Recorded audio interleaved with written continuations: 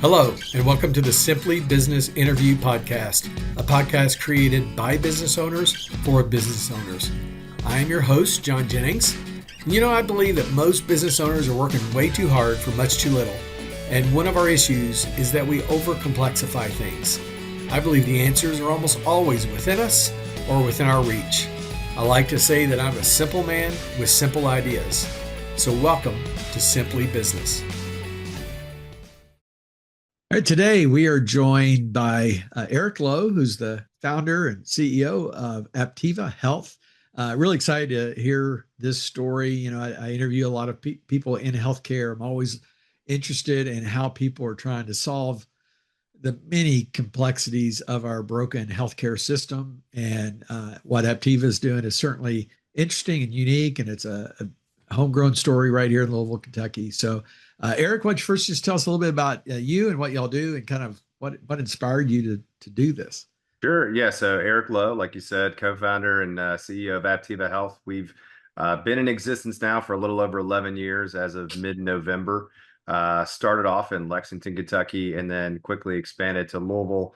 Now we have 12 current locations, a 13th under construction, and a 14th under contract in Indianapolis. But background, went to undergrad at Cumberland, played football there, and then went to law school at U of L and ended up not going into the practice of law. Instead, helped my best friend from college, his uncle, move a couch while I was in law school. And just in happenstance, he was a general surgeon who had a background in physical medicine and rehab that he had a three-man practice, and one partner had to medically retire. One partner decided to go on mission and never come back. And he was just a one-man show running a three-man practice, and said he was getting out, going into outpatient. And about 6 to 9 months later, our paths just kind of converged. Then I had an opportunity to go out and start working with him, and really started from the business side. I've been an entrepreneur my whole life since the old school lawn care and landscaping days when you're a teenager.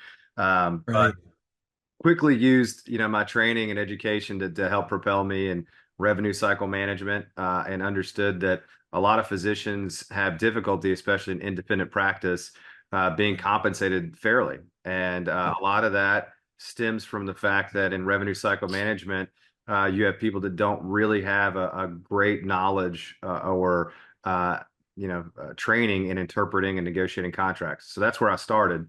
And then worked with them for a couple of years and saw that there was even some larger voids where, instead of a one-man practice with some of the MSK and PT and everything he was doing, that you could really broaden that and integrate multi-specialty under one roof. So our whole idea in the foundation is really patient convenience and patient experience first. So instead of having to take multiple days off work to go to 3 or 4 different specialists over the span of weeks or months, we can do it in a day. You can come in and you can see, somebody that's ER trained. You can, have x-rays, you can start PT, you can be referred to a specialist, you can have an MRI, all those things. So it's really kind of that outside perspective of why is healthcare not more convenient, and why has it not, we've in healthcare historically, everybody's focused on patient outcomes, which are immensely important, but not patient experience. And that's where we think, at Aptiva Health, our model is just a lot different because it focuses on experience, not just outcomes. So, our passion is to have a white glove approach for every patient that comes in our doors, and really, connect with the human being, not just treat the patient. Yeah. So what was kind of the impetus behind, doing that besides, obviously make money in business, but there has to be something in a person to tackle something this complicated, this big. What was that for you? Yeah, I think it's a natural drive to always do better, to always improve. I don't think I really believe in that. If you're not growing, you're dying. That just doing things the way they've always been done is never a way that anything evolves or where you can find innovation. And that's one of our core values at Aptiva Health is innovation. And when people hear innovation, they often think of some shiny new piece of medical equipment or some state-of-the-art procedure that you invented. To me, it's really process improvement. It's solving problems, and it's continuing to solve problems until you create a structure like we have at Aptiva Health, where not only can we treat you from a musculoskeletal perspective with orthopedics, but all the way through mental health, neuropsychology, psychiatry, PT, you name it. So what we're publishing as far as research and what we're showing in a lot of our outcomes, is a really strong connection between psychological injury and musculoskeletal injury. That when somebody has an event, an orthopedic condition, or say you tear an ACL on the football field, rehabbing that patient back to gameplay is not just a physical aspect alone. You really have to address the mental and psychological and emotional injuries that correspond with those ACL injuries and some of those other traumas, because fear and returning to play is real. So by us being able to navigate and build out a team of specialists that can approach it from a mental, psychological, physical, holistic well-being, we're seeing outcomes that nobody really else is seeing in the region. Wow. So what you've got an interesting, because when I think of most specialty outfits, they specialize on one thing. They're endocrinology, or they're Right. they're cancer specialist, or they're they're spine specialist, or whatever. You've chosen this interesting kind of chain of things for kind of, and correct me if I'm wrong, kind of starting with occupational and going all the way through, as you described, that chain all the way to the psychological health. How did that come about? Figuring out that that chain of events. Yeah, it really goes back to problem solving. You have enough patients with the same issue over and over and over that eventually you either solve the problem or give in to the problem. So for us, giving in wasn't an option. And when we brought on Dr. Mandarino, who is our head of concussion care back in 2022, one of the things that she really pressed us was there's no options. She studied at the #1 concussion institute in the world, UPMC. There's the first concussion clinic in the world under Dr. Collins, who developed Impact, which is what's used by the NCAA and NFL for concussion care. She said a Right. major problem they have, and a lot of the research was showing that patients with pre-existing psychological conditions and diagnoses were having prolonged and protracted recovery. A big part of that was she would see somebody, diagnose them with a concussion, and they would have underlying anxiety, depression, or ADHD and other psychological conditions. And then it would take 6 months to get in to see a psychologist. So she's treating them, for some of the vestibular physiological injuries. All along, the psychological injuries are never being addressed. Right. We knew we had to shorten that time, and the only way to shorten that wait period is to insource.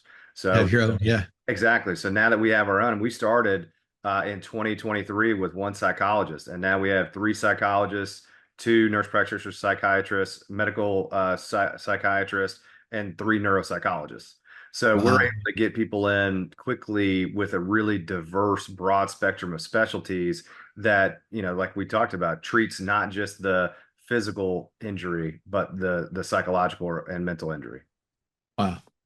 That's fascinating. I love hearing. I mean, the thoughts going through my head. Um, it's just kind of mind-boggling, but so logical. But most people don't think this way. Uh, Yeah. Yeah. I mean, it was one of the best things that came out of COVID was really that, people spoke more openly about psychological conditions. And True. we see even our surgeons, we have a whole program called mental hardening, where if a spine surgeon identifies a patient that they don't think they're going to do well based purely on their perception that they're not going to do well, the psychological component, we'll send them to our mental wellness team to go through a stepwise fashion to change that perception. And it's the perception change goes from I'll never be the same to I'm going to be better than ever. I'm going to get back to my life. This is going to help me.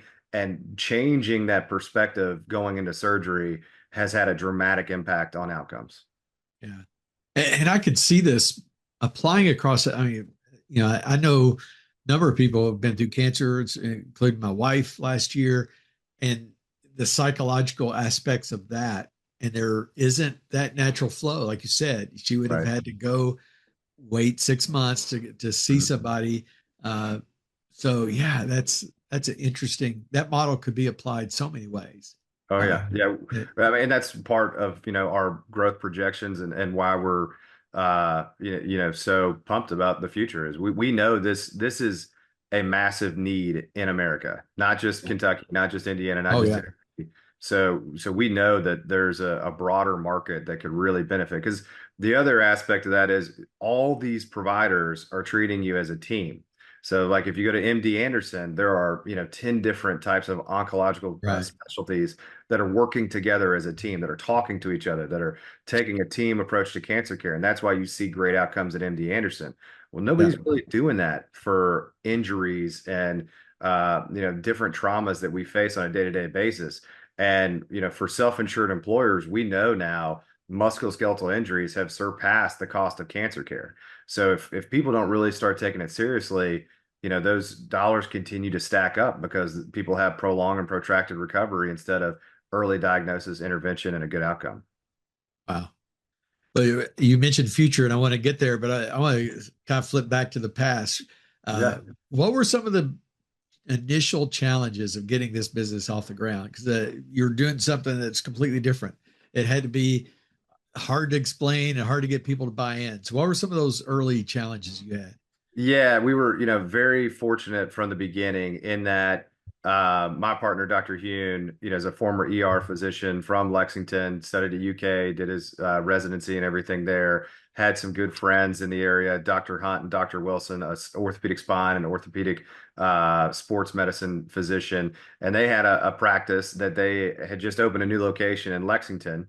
And, they weren't fully at capacity. And for us coming in there, renting space from them, starting to do what we were doing, and then generate referrals to them, to PT, to MRI, to all those things, it was obviously just going to be additional revenue to their practice and a new access to a patient base that they weren't really capturing. So there wasn't really any risk to them because we were going to provide every reimbursement at guaranteed. The catch was, and the way we were able to establish our business is we were doing it on net 90-day terms at the beginning. So I knew from a background in revenue cycle management that we would be able to bill out enough claims that the money would come in, and that by the time day 90 hit, we would have enough cash flow to be able to pay them at those guaranteed rates. And then over time, that snowball would start rolling and we would Right, grow to the point. And that's how we were for the first few years until we hired our first full-time physician in 2018. So we bootstrapped everything. We had yeah, had another business where we were doing consulting, used that initial seed money of $25,000, never took any debt, never took any loans, and really have just had that Jeff Bezos model of reinvest, reinvest, reinvest. right, And now all of our MRI machines we pay cash for, all our build outs we pay cash for. Everybody's salaried and has good benefits, but you got to be willing to put in the sweat equity and sacrifice at the beginning for the long term gain. yeah, yeah, absolutely. That is, yeah, and that's a great lesson. I usually talk here about lessons for people who want to do this entrepreneurial thing. You don't have to go out and do, make, Series A, Series B, all Right. these. Go. I mean, I know, God bless them, but I know some entrepreneurs. I feel like all they do is raise money, and there's a Yeah. team back here doing other stuff. But all the entrepreneur really doing is raising money. And I love the fact that $25,000 you bootstrap this thing, you got it started very creatively. That's a great lesson, a great learning. Uh, so healthcare is changing like crazy.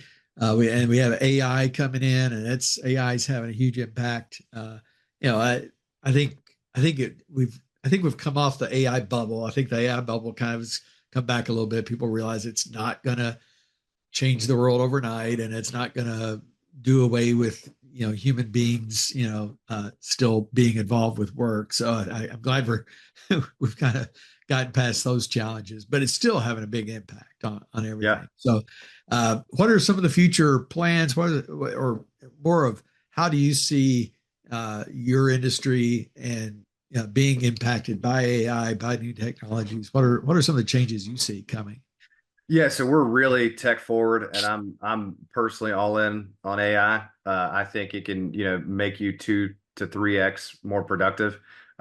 We have an enterprise account where we've built out specific GPT models from ChatGPT by department, and you can feed it and its own knowledge base, and then create guardrails around it as far as specific things and specific prompts to follow. So what we've been able to do is really train, and we're still in this process early on for a lot of our department heads, but utilizing it as a tool to be more effective and efficient and really help, from a coaching standpoint, from a leadership standpoint, from reporting, KPIs, and accountability. I mean, there are tasks that would take days that now with the new AI agents for ChatGPT, I mean, it's like a senior analyst. A Yeah. year ago, maybe 6 months ago, it was like having an intern. And of course, Yeah. over an intern, you got to look over their shoulder constantly and make sure everything's correct. But it's to the point now, just since November, with the knowledge base and the memory that it's able to have, it is very, very accurate. And you can feed it 10 different spreadsheets. And as long as you are, really good at prompting, it can do a lot of the work that would take you days in hours, if not minutes. Yeah.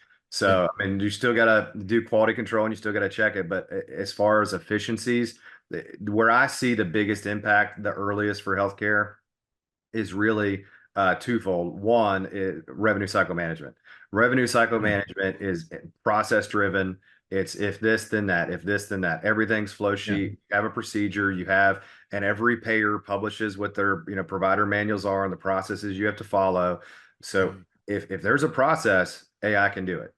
Yep. And, to verify your coding accuracy, to, know the way to submit claims for reconsideration, generate appeals that are accurate based on the provider manuals, it's a game changer. And it really can allow you to scale more efficiently than just throwing bodies at the problem. Where we see a lot of people get stuck is the workflow takes a long time. If you're able to expedite the workflow, then you're able to be more productive. And then the second is where we're currently implementing it in our clinics. We have a partnership with a company called Kinetisense that with an iPad Pro, we're able to take patients, and in front of the iPad Pro, they can move their shoulder and do range of motion measurements. And it's Wow. 99.9% accurate with digital goniometers at each joint to measure if there's restricted range of motion. We can do a fall analysis where somebody just walking in front of it, we can very precisely measure what their likelihood for a fall event is. So I need to have you guys look at my shoulder. oh yeah, you'd be I, amazed. You'd be amazed at how accurate it is. And what it does for us is if at that initial evaluation, we see exactly where you are. And yeah. if, through imaging and everything, we see that it's it's a non-operative, needs to go through conservative therapy. We can show the patient their progression. And when they're discharged, they have it on video. They see where they started and they see where they ended. What it does Yeah. for us is we're able to objectively demonstrate we're getting people better, faster, and back to life than anybody Yeah. else. And that helps for patient care. And that also helps us with payers. If Yeah. we're able to show Anthem, we're able to do it in 60% of the time that everybody else is. Well, that saves them 40% of the spend. They can increase our reimbursement. Yeah. That's a cool. So how, I mean, are you just this savant when it comes to AI? What's been your all secret? Because I see a lot of companies struggling. They're like, well, I know Chat GPT. I go out and ask it questions, but you've taken it far, much further. So what's been your secret there?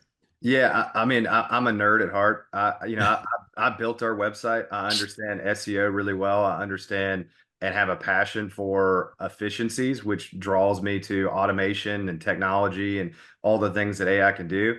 And then, at let's see, about 7, 8 months ago, we hired a CTO, Jeremy Sublett, who started the company CloudFit. Microsoft was one of their, major clients. And now that company has gone on to do a ton of governmental work. He came on as our CTO and has really helped us take a deep dive into some of our repetitive processes that we can automate. So we're marrying, a lot of people just think AI is the answer to everything. It's really not. It's technology with AI. So you Yeah. can use technology to automate a lot of your processes. For instance, one of the things he developed for us is a bot that sits in our e-fax system. So every time a fax comes in, that bot has been trained through OCR recognition where it can read all those faxes, identifies key pieces of information, and then sorts it to the proper party to act on. And if there's Yeah. attachments that need to be need to be uploaded to our EHR, it can do that. All those things can be automated. So we're doing that with mail sorting, all those repeatable processes that an individual had to do and spend hours and days doing. Now we can train or automate that process by coupling technology and AI. Yeah. Yeah. That's great. So change, put on the Eric Lowe, the personal hat on. You've entrepreneur, Mhm. geek, Yeah. like me. We're cut from the same mold a lot of ways. Uh, how do you maintain balance? I actually hate the work life balance phrase because that's ridiculous. There's no such thing as balance, but Right. alignment, whatever you want to call it. How do you manage your life in a way that keeps you sane Yeah. and on the rails or between the guardrails, I guess. Yeah, I think once you stop seeing work as work and life as life and start seeing it just as life, it changes how you tackle the day. For me, when I go on vacation or when I'm out, I evangelize Aptiva Health and what we're doing. I believe in what we're doing. So answering an email for me from my phone or doing that stuff, that's just part of my life. It's Yeah, not just work or life. It's just life. Like that's what I do. I'm passionate about it. We're making a difference. We're helping people. We're changing the way healthcare should be. And to me, that's something that gives me purpose. And if you have purpose in what you do, it doesn't feel like work anymore. That's just part of your life. Personally, I love football. I played football in college and love coaching football and coach fifth, sixth grade football at Cal. And, now my middle son's on the team Kentucky team, and we just made it down to the national championship in Naples. So we'll be going down there. So cool. that leadership mentality I have at work, I take into, the football arena, into, anything I'm doing, especially working with youth, teaching them that one of the biggest keys to success is grit and perseverance, because you're gonna face obstacles. People are gonna tell you you can't, and it's gonna be up to your own will to do it. And Yeah, for me, that's just again something I'm passionate about. And if it creates purpose, it's part of life, not just work. yeah, that's very very cool and so true. So you mentioned future for Aptiva and growth plans. I'm not expecting you to share every confidential thing, of course, Yeah. but what's the I guess the public version of that? What's your you said you're opening in Indianapolis. You're moving on that. What's some of the other growth plans y'all have? Yeah, we'll open in Mount Washington, Kentucky, between January, February. We're still ironing out. It'll probably be February 1 just to make sure we're buttoned up. That's my hometown. That's where I grew up. Oh, I cool. think a lot of people, what a lot of the systems have done, especially post Affordable Care Act, is monopolize primary care offices. And when the hospital systems have taken over the primary care offices, they really control the patient flow and how the patient is referred, and that you kind of get stuck in that system. Well, post COVID, a lot of that has changed. I mean, there's a new study that just came out that 61% of people are now making their medical decisions based on what they find online, either through Google or ChatGPT. Right. That's our playground. That's where we live. We live in digital. We want to educate people. We're going to be launching the Aptiva Health Learning Hub. Oh, And wow. what we want to do is bring transparency to healthcare. We want to educate the providers. We want to educate patients. We want to educate the public at large that you are in control of your healthcare decisions and where you go and what type of treatment. You're still the ultimate decision maker.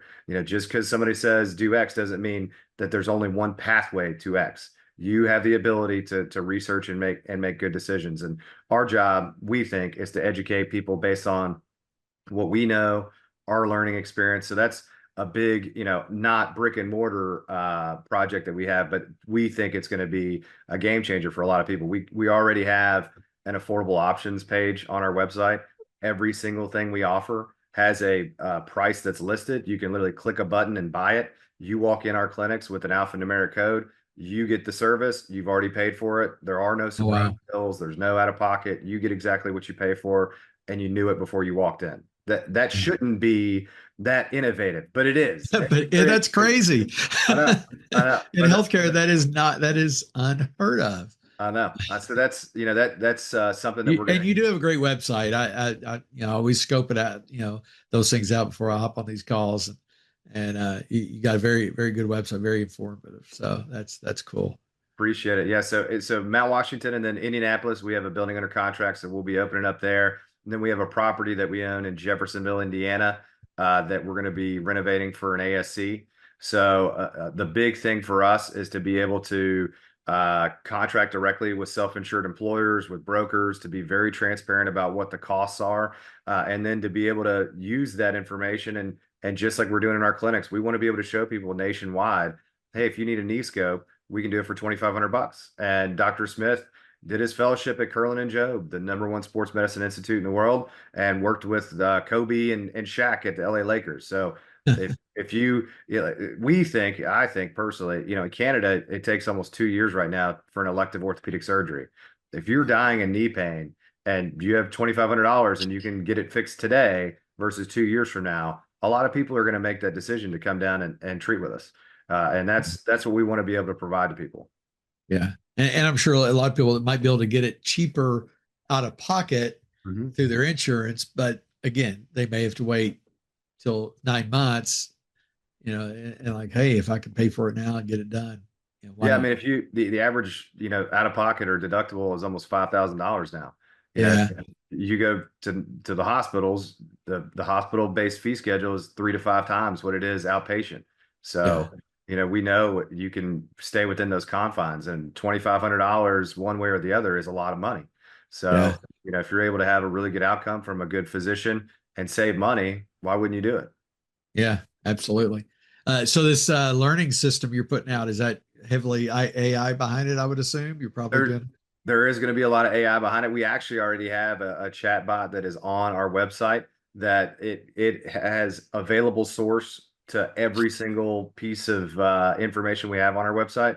So if Yeah. you go and just ask it a general question, it can pull and give you that answer immediately from its knowledge base of everything, every blog, every piece of Yeah. I information put we have on I our put something website. like that on my website too. It's really Yeah. cool. I even made it bald like me. You can just, Yeah, it's I've helpful. It's informative. I mean, that's uh, people, when you go back to AI and like you said before, which is a great point, the fear of replacing humans really needs to be alleviated. It needs to be seen as a tool that makes us more efficient, that improves the quality of our life. That's how we're going to use it. And I'm sure, when you dove in, that's your goal too. yeah, yeah, absolutely. Well, I always ask something to this effect at the end. You've given us a great for everything for bootstrapping and how you did that, and how you figured out that flow. I love that realizing, hey, our people are getting stuck here, and Right. why don't we bring that in so we could do it? And that kind of vertical integration, if you will, down through the process. You've given some great tidbits, but what advice would you offer to that aspiring entrepreneur that's maybe just starting their journey, thinking of they want to do something big like this too? Yeah. What advice would you give them about their business? Yeah, so I'm in the middle of writing my first book, and the title's "Be the Broker," and a big part of that, and a big part of my belief system is boiled down to a thing I call relational currency. So it's about the relationships, the trust, the integrity, and the character that you demonstrate throughout your life and your relationships. If you want Yeah, to be successful, focus on building relational currency. Get people to buy in to what you are doing because they believe in you. If you focus right. on your relational currency, how you treat other people, how you consistently show up and deliver, people are going to believe in you, and it will build your relational currency and provide the opportunities to really be successful. So start there. That's awesome, and I'm looking forward to that book. That sounds My book was a little more tongue in cheek. Yours sounds very well planned, very well thought out. So I look forward to reading it when it's on the market. So Yeah, uh, absolutely. well, thank you, Eric, for coming on. Appreciate you sharing your story and so much wisdom. And I look forward to learning more about Aptiva as you guys continue to grow. Yeah, John, I appreciate the opportunity to meet with you. It's been fun. Yeah.